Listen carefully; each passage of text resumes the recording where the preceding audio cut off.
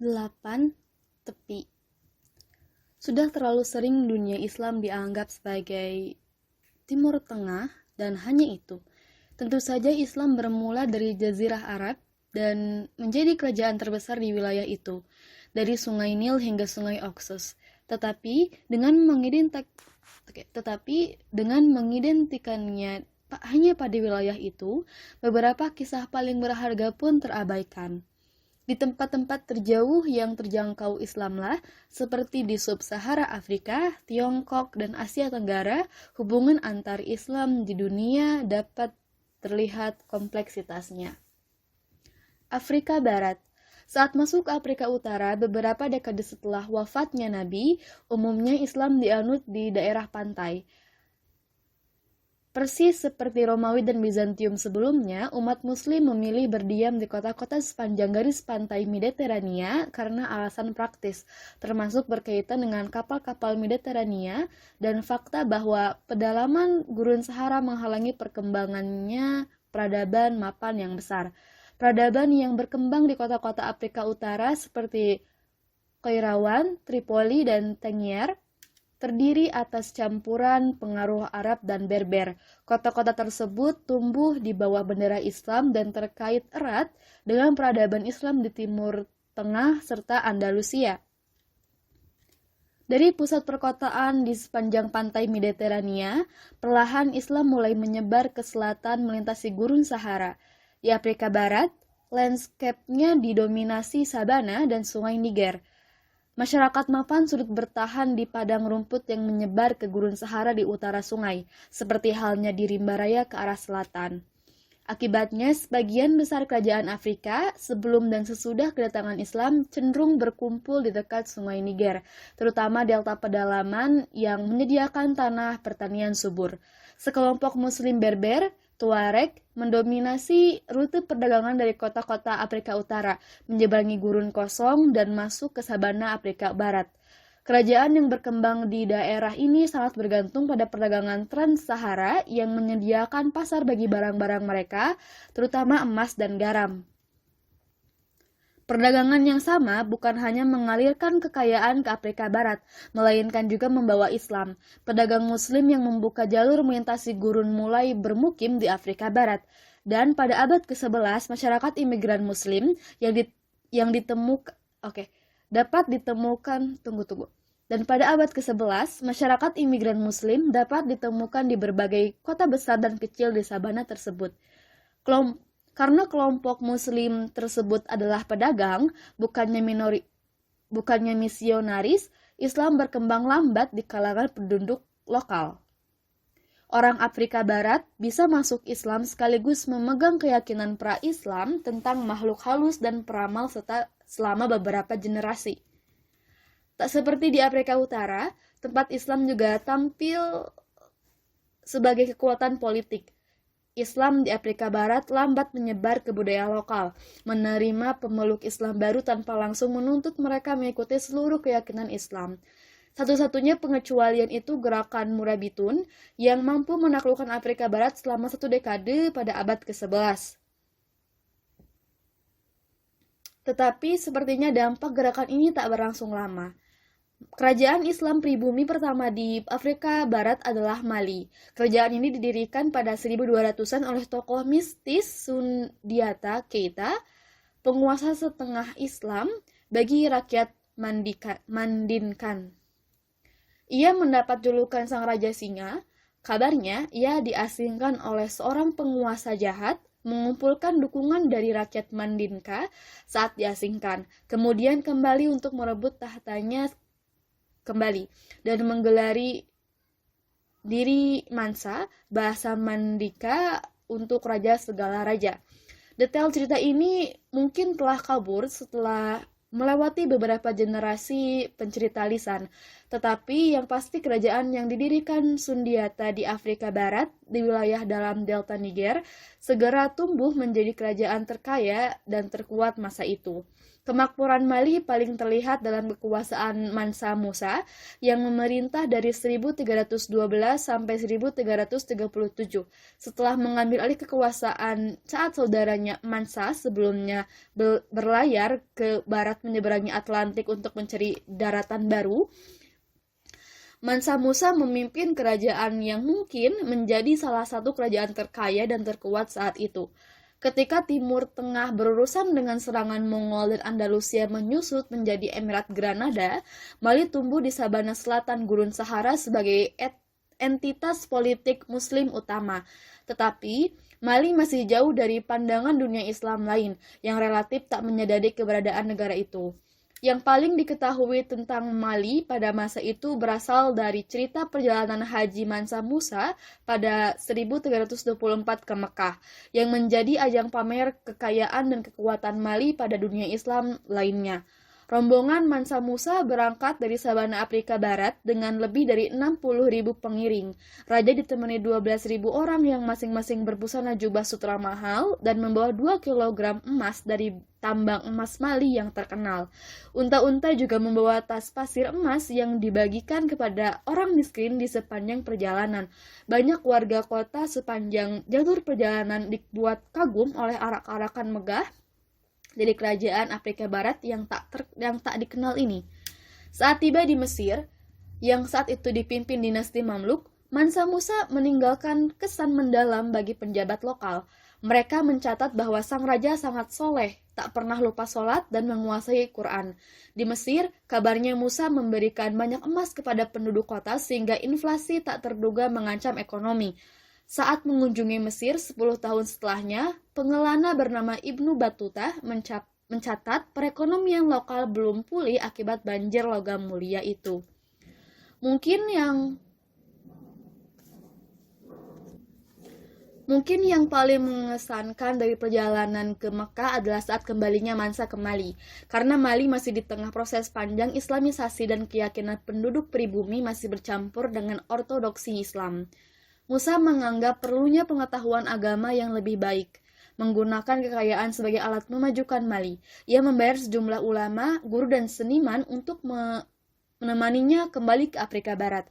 Orang Arab, Persia, dan Andalusia datang ke Mali bersama Mansa Musa pada 1320-an untuk membentuk masyarakat Afrika dengan pengaruh nyata dari dunia Islam lain. Selain itu, gelombang besar cendekiawan membantu melejitkan Mali ke garda terdepan ilmu pengetahuan. Setengah abad setelah malapetaka Mongol menghancurkan rumah hikmah Baghdad, pusat keilmuan baru bangkit di sabana Afrika Barat. Awal 1400-an, seorang ulama fikih dari Hijaz bernama Abdurrahman At-Tamimi melakukan perjalanan ke Timbuktu. Di sana, ia mendapati tingkat keilmuan yang begitu tinggi sehingga harus pergi ke Fez terlebih dahulu untuk mengambil kuliah prasyarat agar dapat belajar dari ulama Mali. Masya Allah, keren. Pusat keilmuan Mali adalah Timbuktu. Sekitar 20 km dari utara sungai Niger, Timbuktu terletak di perbatasan Gurun Sahara dan menjadi tempat pemberhentian utama di sepanjang jalur perdagangan Trans-Sahara. Di kota ini berada di bawah kekuasaan Mali selama pemerintahan Mansa Musa dan langsung merasakan manfaat dari kedatangan para ulama. Perpustakaan, masjid, dan universitas bermunculan di Timbuktu sehingga memberikan karakter Islam yang berbeda. Salah seorang yang dibawa ke Mali, arsitek Andalusia bernama Abu Ishaq, ditugaskan oleh raja untuk membangun istana, masjid, dan sekolah di seluruh Timbuktu untuk menyaingi pusat dunia Islam yang lain yang lebih tua. Musa juga mengirim ulama dari Mali ke utara, pusat pendidikan yang lebih mapan di Maroko, untuk belajar konsep lanjut dalam Islam. Setelah selesai belajar, para ulama itu diminta kembali pulang dan melayani masyarakat Mali di Timbuktu. Baik Mali maupun kerajaan Songhai yang menggantikan Mali pada akhir 1400-an memberikan tunjangan khusus bagi cendekiawan Islam. Biasanya mereka mendapatkan sebidang tanah dan piagam keistimewaan. Seiring didatangkannya ulama dari dunia Arab dan pertumbuhan masyarakat intelektual asli Afrika di Timbuktu, Mali menjadi salah satu pusat pengetahuan Islam terkemuka di dunia saat itu, ketika peradaban Islam di pusat-pusat tradisional sedang menurun. Afrika Timur. Pantai Afrika Timur tak butuh waktu lama untuk mengenal Islam. Sebelum Nabi Muhammad melakukan hijrah ke Madinah, sekelompok sahabatnya melarikan diri dari siksaan Mekah dan berdiam di Aksum, sekarang Ethiopia, selama beberapa tahun. Di sana mereka diterima oleh Raja Kristen. Imigrasi juga berlangsung ke arah sebaliknya, dan Bilal, seorang sahabat Nabi yang biasa menyerukan adzan di Madinah, adalah bekas budak dari Ethiopia. Hal ini tidak aneh mengingat sebelum Islam datang pada abad ke-7, hubungan dagang antara pantai Afrika Timur dan Jazirah Arab telah terjalin. Seperti terjadi di Afrika Barat, melalui jalur perdaganganlah Islam akan berkembang di sepanjang pantai Samudra Hindia di Afrika. Pada awal abad ke-19, seorang budak muslim di Amerika, Bilali Muhammad, menulis naskah 13 halaman tentang hukum Islam berdasarkan kurikulum pendidikan Afrika Barat untuk mengajar rekan sesama budak di perkebunan. Para pedagang dari Jazirah Arab, terutama wilayah Hadramaut di Yaman, mulai bermukim di kota-kota sepanjang pantai Afrika Timur pada abad-abad setelah Yaman masuk Islam. Artefak paling awal yang membuktikan kehadiran Islam di pantai Afrika Timur berasal dari akhir 700-an dan awal 800-an. Bukti yang ada menunjukkan Islam awalnya masuk ke Afrika Timur di pantai bagian paling utara yang paling dekat dengan Arab. Masjid yang dibangun pada abad ke-10 telah diekskavasi di Kenya. Sekitar 2.500 km di selatan tempat lahirnya Islam. Agama ini telah mengakar lebih jauh di sepanjang pantai Tanzania.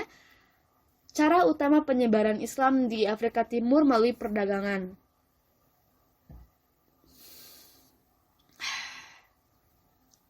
Perdagangan? Oke. Saat jalur perdagangan Samudra Hindia berkembang, kota negara Afrika Timur menerima para pedagang muslim. Melalui wilayah inilah Islam menyebar ke kawasan pantai. Pola masuk Islam di sepanjang pantai ini termasuk unik. Wilayah Afrika Timur cukup panjang sehingga tak terjadi pergerakan penduduk dalam jumlah besar, tetapi cukup bisa menjangkau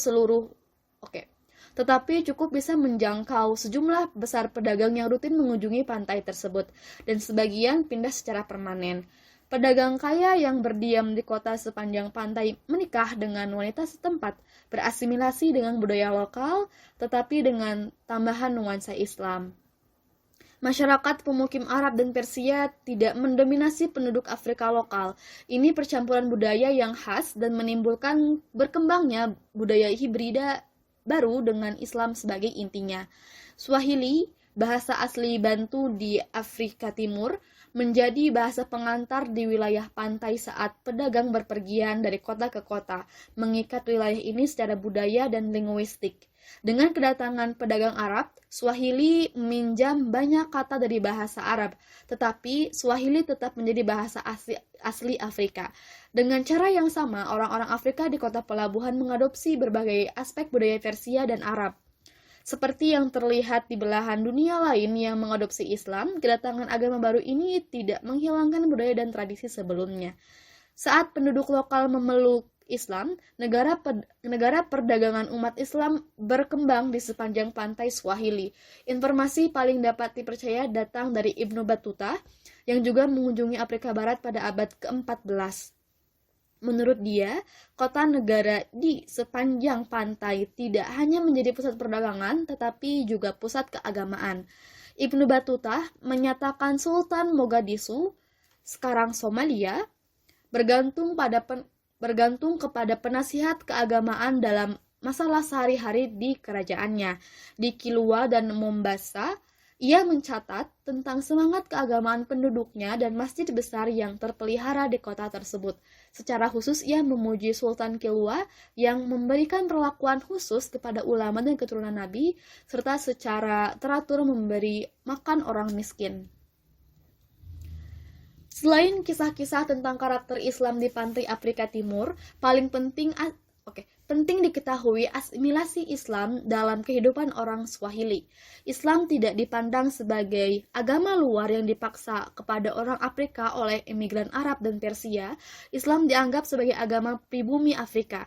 Kisah tentang Bilal, sahabat Nabi dan kehadirannya dan kehadiran pengungsi Islam di Abisinia itu penting bagi penduduk lokal karena membangkitkan rasa identitas yang sepenuhnya Islam sekaligus Afrika. Ada pengaruh budaya luar, terutama dari Arab Selatan, Persia, dan India, yang dibawa oleh para pedagang dari daerah tersebut.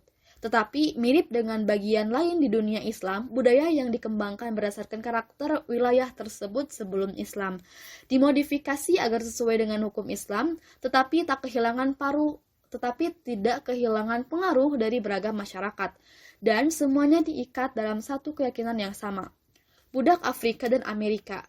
Islamisasi Afrika akhirnya membawa penyebaran Islam menyeberangi Samudra Atlantik di Amerika Utara dan Selatan.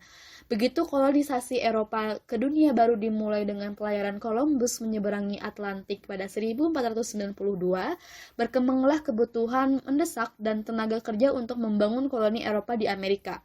Rencana awal dengan memperbudak penduduk asli Amerika ternyata gagal. Jumlah penduduk asli berkurang akibat penyakit yang dibawa orang Eropa. Hampir jutaan orang meninggal pada awal dekade 1500-an. Koloni Eropa mencari solusi yang lebih baik dengan menjelajah ke Sub-Sahara Afrika. Kemudian penduduk kulit hitam dijadikan budak. Pedagang budak Eropa tiba di pantai-pantai sepanjang Afrika Barat untuk membeli ratusan budak. Mereka bekerja sama dengan raja Afrika lokal yang menangkap tawanan perang Afrika, lalu menjualnya kepada orang Eropa dengan bayaran senjata untuk menangkap lebih banyak lagi budak. Lingkaran setan ini menimbulkan kerusakan politik total di wilayah itu. Jumlah penduduk di wilayah luas Afrika Barat dan Tengah pun berkurang. Penduduk dibawa paksa menyeberangi Atlantik dalam kondisi yang tak manusiawi untuk bekerja sebagai budak di dunia baru. Tentu saja kebanyakan orang Afrika hitam telah memeluk Islam menjelang 1500-an dan sejumlah besar budak yang dibawa ke Amerika itu adalah Muslim. Jumlah perkiraannya bervariasi, tetapi dari sekitar 15-20 juta orang Afrika yang dibawa ke Amerika melalui perdagangan budak, 3-6 juta mungkin Muslim. Pengalaman mereka di Amerika menjadi salah satu penghinaan dan pendudukan bagi kolonis Eropa. Biasanya, tak ada hukum yang mengatur cara memperlakukan budak sehingga pemilik bebas memukul, mengasari, atau membunuh budaknya. Para budak umumnya bekerja di perkebunan di Karibia dan Amerika Selatan. Mereka cenderung tanpa perlindungan dan dipaksa bekerja lama.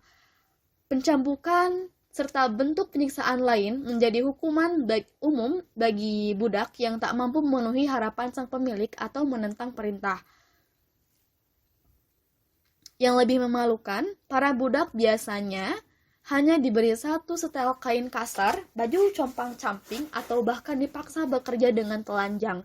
Ketika semua budak menderita di tangan pemiliknya yang menolak menganggap mereka setara, budak Muslim mengalami kesulitan tambahan. Berhenti bekerja untuk sholat 5 waktu hampir tak mungkin dan berangkat haji ke Mekah jelas-jelas tak masuk akal. Selain itu, tempat mempelajari Islam sangat sedikit. Beberapa budak yang telah menghafal Quran sebelum ditangkap mampu memperbaiki hafalan dan mengajarkan sebagian Quran kepada yang lain.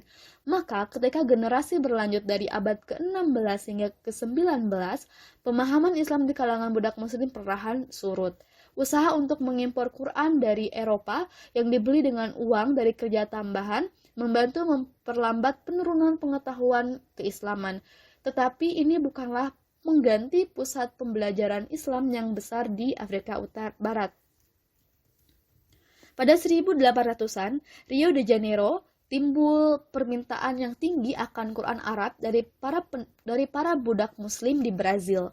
Akibatnya, penjual buku mengimpor lebih dari 100 kitab Quran per tahun untuk dijual kepada budak lokal. Para budak perlu melakukan kerja tambahan selama bertahun-tahun untuk bisa membeli kitab ini. Ketika kita beli Quran aja tuh kayak nggak perlu kerja lama-lama gitu, pasti bisa beli. Makan kayak ya Allah banyak yang ngasih Quran. Masya Allah banget sih zaman sekarang. Akan tetapi budak Afrika Muslim punya keuntungan yang tak diterima budak lain. Berbeda dari rata-rata populasi budak di Amerika, budak Muslim cenderung terdidik, bahkan dalam beberapa kasus lebih baik daripada pemiliknya. Tradisi yang menekankan pendidikan di kalangan Muslim secara umum dan di Afrika Barat secara khusus membentuk kelas budak Muslim di Amerika yang bisa membaca, tak seperti budak non-Muslim lain dan bahkan orang Eropa sendiri. Clapping, wah keren, Insya Allah. Dalam beberapa kejadian, tingkat pendidikan yang lebih tinggi memberikan kesempatan kepada para budak Muslim untuk melakukan pekerjaan ringan seperti akuntansi dan manajemen perkebunan. Tetapi hal ini juga memberikan kemampuan untuk berorganisasi dan memimpin pemberontakan. Sebuah contoh menonjol terjadi di negara bagian Bahia, Brazil pada 1835. Ulama Muslim yang dibawa ke Brazil sebagai budak memanfaatkan pengetahuan dan posisi kepemimpinannya di kalangan Muslim yang cukup besar di Salvador untuk merencanakan pemberontakan melawan tuannya. Catatan yang ditulis dalam huruf Arab diedarkan di kalangan budak dengan merinci rencana dan tujuannya. Pemberontakan yang melibatkan 300 budak ini berakhir dengan kegagalan setelah tentara Brazil secara brutal memadamkannya. Tetapi peristiwa ini benar-benar menanamkan rasa takut di kalangan orang Brazil terhadap budak Muslim, sehingga banyak budak Muslim dikirim kembali ke Afrika dengan harapan bisa menghindarkan pemberontakan pada masa depan. Berabad-abad perbudakan memberikan konsekuensi kepada budak Muslim di Amerika. Di sepanjang sejarah Islam, daerah-daerah yang jauh dari Jazirah Arab hampir selalu memiliki semacam hubungan intelektual atau ekonomi dengan tempat kelahiran di wilayah pusat Islam. Akan tetapi, bagi budak Muslim di Amerika sebelum zaman modern, tempat yang sangat jauh secara geografis dan intelektual dari dunia Islam pada akhirnya menyebabkan terjadinya disintegrasi masyarakat Muslim. Setiap generasi penerus mewarisi semakin sedikit pengetahuan dan praktik Islam asli dibandingkan budak generasi pertama. Di Amerika Serikat, pada pertengahan 1800-an, hampir tak ada Muslim yang memahami Islam. Dan pada 1900-an, hanya sedikit budak generasi ketiga yang dapat mengenang nenek moyang mereka melakukan ritual asing yang berbeda dengan ritual Kristen yang dilakukan sebagian besar masyarakat Afrika Amerika. Akan tetapi, kenangan tentang Islam di kalangan keturunan budak bangkit kembali pada abad ke-20.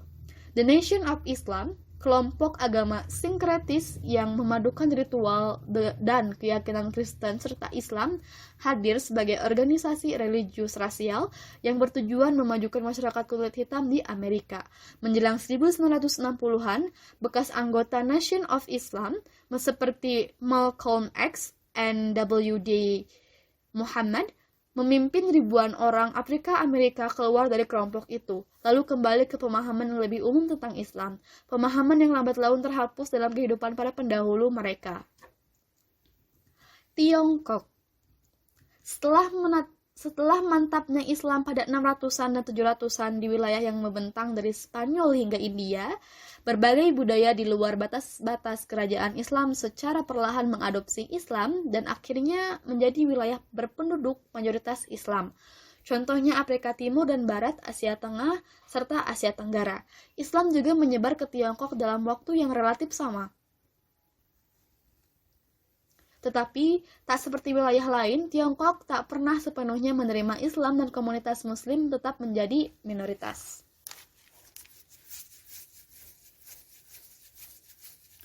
Toh, kaum Muslim memainkan peran integral dalam sejarah Tiongkok selama berabad-abad. Awal mula Islam di Tiongkok dapat ditelusuri sejak masa Khalifah Utsman bin Affan. Dia mengirim sahabat yang masuk Islam sejak awal, Sa'ad bin Abi Waqqas, sebagai duta ke dinasti Tang sekitar 650 Masehi. Islam mampu mencapai timur jauh hanya beberapa dekade setelah Nabi Muhammad mengajarkan Islam pada 600-an. Akan tetapi, baru pada 700-an kehadiran permanen Islam dirasakan di Tiongkok. Pada 750-an, tentara Islam diundang oleh pemerintah Tang untuk mengabdi di kemiliteran negeri tinggal. Pada 750-an, tentara Islam diundang oleh pemerintah Tang untuk mengabdi di kemiliteran negara tirai bambu tersebut. Sekelompok prajurit Islam pergi ke sana dan bergabung dalam struktur militer dan birokrasi pemerintahan Tiongkok. Mereka didorong untuk menikahi perempuan setempat dan menetap di sejumlah kota. Umumnya, mereka mendapatkan pekerjaan dan hidup sejahtera di tengah masyarakat Tiongkok. Pekerjaan pemerintahan dan militer menjadi ceruk yang banyak diisi umat muslim. Sampai sekarang, muslim yang menekuni karir di bidang tersebut masih berkembang di sana. Meskipun umat muslim berperan sebagai penjabat eselon atas, tetap ada penghalang antara muslim Tiongkok dan masyarakat pribumi. Agama timur yang populer di sana, yaitu Buddha dan Konfusius, menghadirkan dunia yang terpisah dari Islam. Jika muslim di wilayah Kristen daerah barat dapat saling terhubung melalui kisah Ibrahim, Musa, dan Isa, tak ada kemewahan semacam ini bagi muslim di Tiongkok. Dengan demikian, masyarakat muslim cenderung terpisah dari masyarakat umum. Dengan daerah kantong khusus berkembang sehingga muslim tetap terpisah dari orang Tiongkok lainnya. Tetapi wilayah ini juga menjadi portal pengetahuan Islam yang menghubungkan Muslim Tiongkok dengan saudara seiman di tanah Arab dan Persia.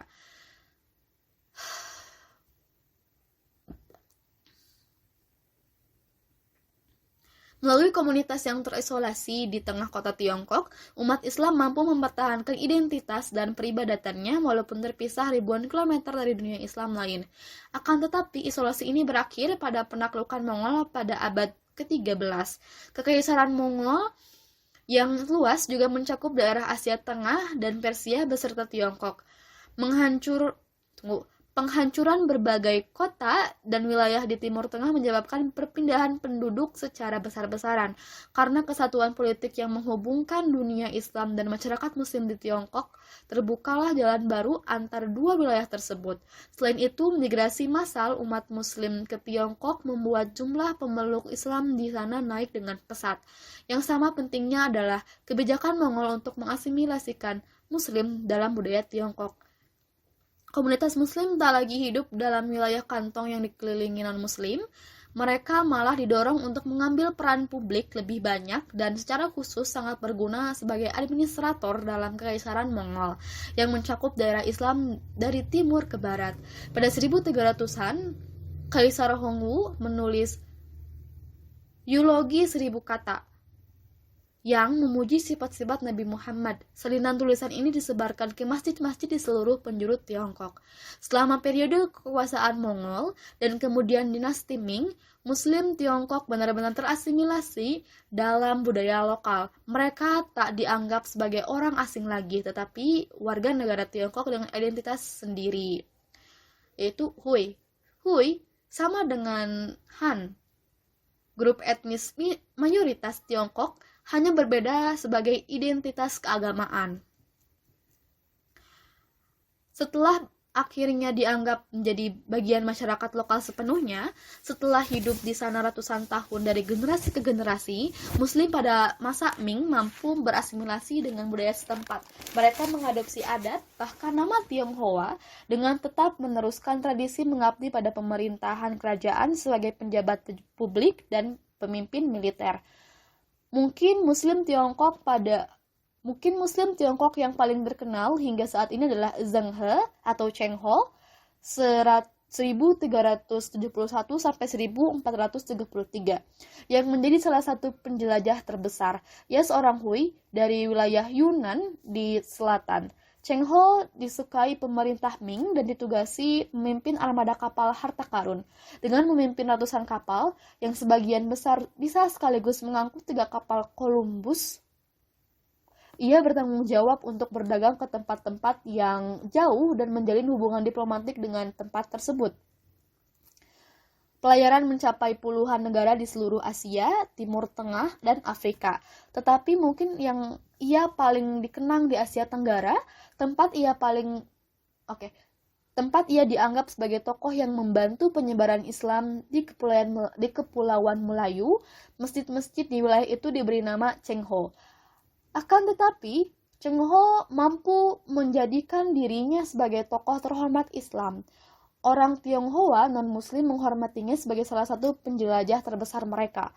Cheng Ho adalah simbol bentuk Islam di Tiongkok. Tionghoa asli tetapi juga Muslim sejati tanpa ada kontradiksi di antara kedua identitas tersebut. India. Setelah ekspedisi Muhammad bin Qasim ke lembah sungai Indus awal 700-an, Islam tak masuk lebih jauh secara politik ke anak benua India. Sebuah tempat didirikan di Sind, tetapi karena jauh dari ibu kota Islam di Damaskus, kemudian Baghdad, ekspedisi militer lebih lanjut tak dapat dijalankan dan kemungkinan secara finansial tak dapat dipertahankan. Kehadiran bangsa Turki di dunia Islam mendorong kekuatan Islam lebih jauh ke India. Terdapat catatan terperinci tentang Muhammad bin dari Ghazni 997 sampai 1030.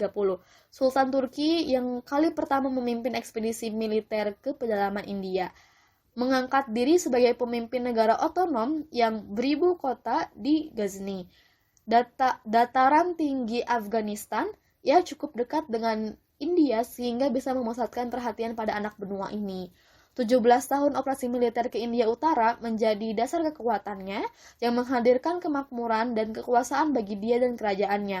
Meskipun serbuannya merugikan kekuatan dan penguasa lokal di India, ia juga membangun pusat budaya besar dan membantu menyebarkan budaya Persia di seluruh daerah kekuasaannya. Penyair legendaris Persia, Firdausi, yang mungkin paling banyak berperan untuk membangkitkan budaya Persia setelah kedatangan Islam, dan Al-Biruni, seorang ilmuwan, ahli geologi, dan ahli fisika tinggal di Istana Mahmud. Karena perannya sebagai penyokong kesenian dilengkapi dengan serbuan yang bengis, warisan Mahmud di India sekarang ini mewarnai politik modern lebih dari siapapun. Selain penemuan ilmiah, Al-Biruni menulis buku tentang sejarah dan masyarakat India. Terjemahan bukunya tentang sejarah India telah menjadi sumber pengetahuan utama seputar India di Eropa abad pertengahan. Bagaimanapun juga, Mahmud dan dinasti Ghaznavid yang didirikannya telah meletakkan dasar-dasar penaklukan Islam di India. Dinasti berikutnya, Ghurid, yang memerintah Afghanistan dan mampu meluaskan batas-batas mereka lebih jauh ke India dengan merebut Delhi pada 1192.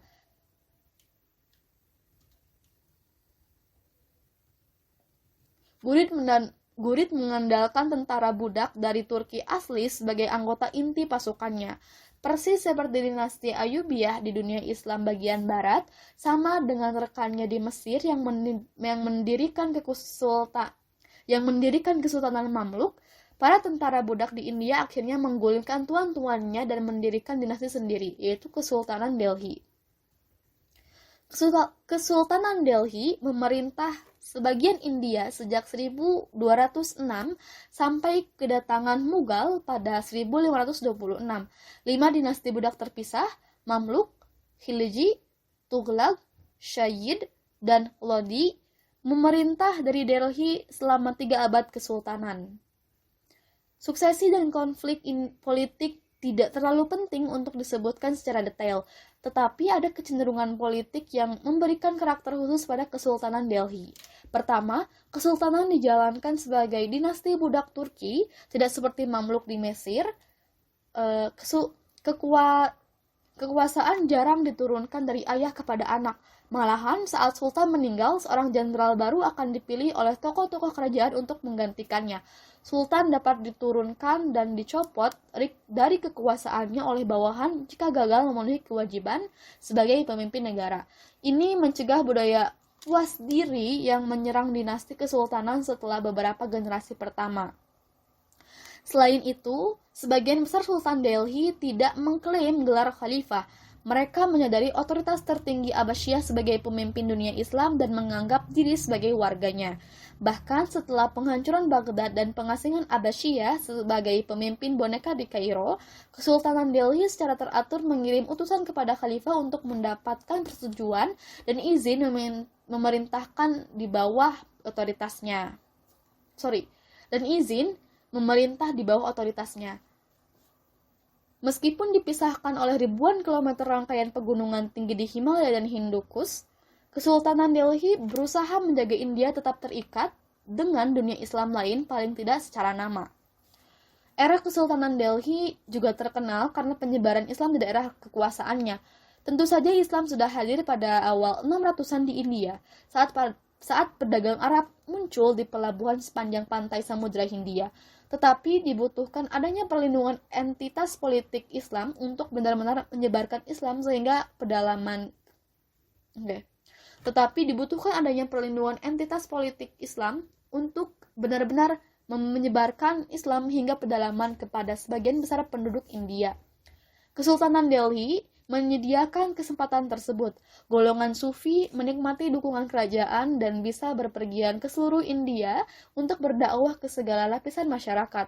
Sufisme dengan fokus spiritualnya mendapatkan lahan subur di anak benua ini, sebab penduduk asli yang politeistik akan sulit menerima monoteisme ketat dalam Islam tanpa adanya dimensi spiritual mendalam.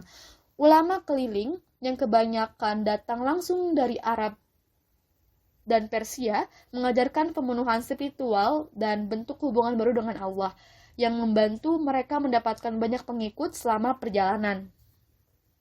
Selain itu, sifat egaliter dalam Islam yang diteladani dari Nabi saat menyatakan semua orang sama di hadapan Tuhan, menawarkan jalan baru untuk sistem kasta Hindu yang terkenal kaku dan tak setara.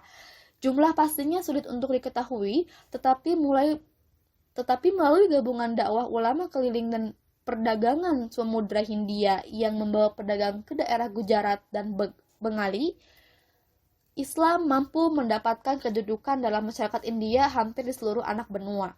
Walaupun demikian, jumlah populasi Muslim tak pernah melampaui populasi Hindu. Asia Tenggara. Pengaruh pedagang dan pendakwah yang berpergian untuk mengajak penduduk setempat masuk Islam semakin kuat ke wilayah timur di Kepulauan Melayu. Wilayah ini sudah lama menjadi perlintasan perdagangan Wilayah ini sudah lama menjadi perlintasan perdagangan yang menghubungkan pedagang dari India dan Tiongkok. Orang Tiongkok kurang mampu menyebarkan budaya dan pemerintahan mereka sendiri karena tradisi, birokrasi, dan kerajaan yang kaku. Sedangkan orang India lebih luas. Maka, sebelum peralihan milenium pertama, Buddha dan Hindu yang diekspor dari India telah berkuasa di Asia Tenggara. Kerajaan Buddha Sriwijaya di Pulau Sumatera dan Kerajaan Medang di Jawa merupakan sebagian dari sekian banyak kerajaan yang menyebarkan pengaruh India ke wilayah ini. Tetapi begitu Islam telah memantapkan diri di kalangan penduduk pantai India, terbukalah peluang bagi pedagang dan pendakwah yang tinggal di India untuk menyebarkan pengaruh baru Islam ke Asia Tenggara. Sekali lagi, perdagangan memainkan peran utama dalam penyebaran Islam di daratan yang jauh dari gurun Arab, tempat lahirnya Islam. Raja-raja lokal tertarik masuk Islam karena peluang ekonomi yang dihadirkan.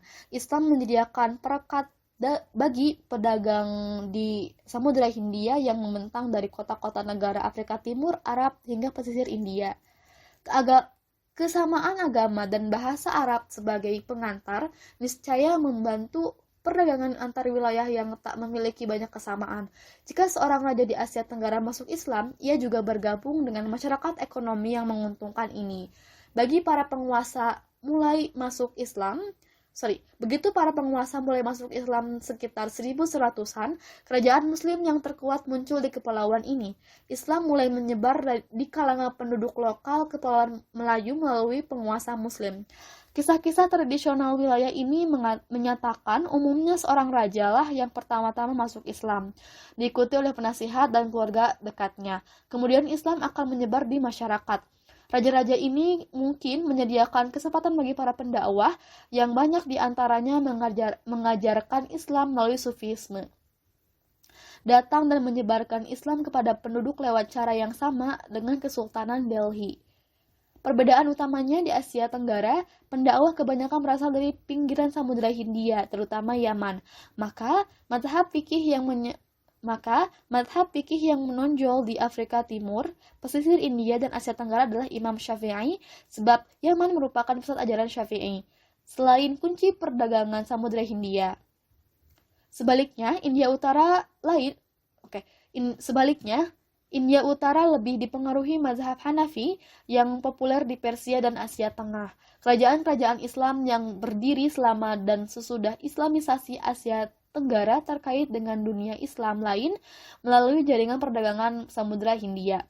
Kerajaan Islam pertama, yaitu Samudra Pasai, yang terletak di Pulau Sumatera, berdiri paling tidak pada 1200-an saat Marco Polo mengunjungi dan menyaksikan ciri-ciri Islam di kota pelabuhannya. Seabad kemudian, Ibnu Battuta mencatat tentang pemerintahan kerajaan dan kekuasaannya. Dari Pasai, Islam menyebar ke timur hingga kerajaan Malaka yang berdiri di sekitar 1400-an Masehi. Terletak di selat yang dilalui hampir seluruh pelayaran India dan Tiongkok, kerajaan ini menjadi salah satu kerajaan terpenting di wilayah tersebut. Ditopang kemakmuran perdagangan yang sangat besar dari kapal-kapal yang melintasi perairannya, Malaka berpengaruh besar terhadap wilayah sekitarnya.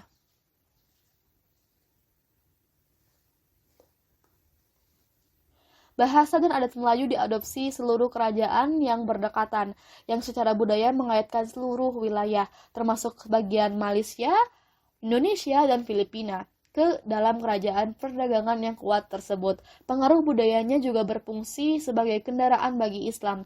Identitas Melayu berkaitan dengan identitas Islam, sehingga jika seorang masuk Islam, dikatakan orang itu sudah masuk Melayu. Identitas Islam yang berjalin kelindan dengan aspek budaya dan kesukuan ini akan menyebar ke timur, dari Malaka hingga seluruh kepulauan Nusantara, dan bertahan menghadapi berbagai invasi serta penjajahan, pertama-tama oleh Portugis, lalu Belanda dan Inggris.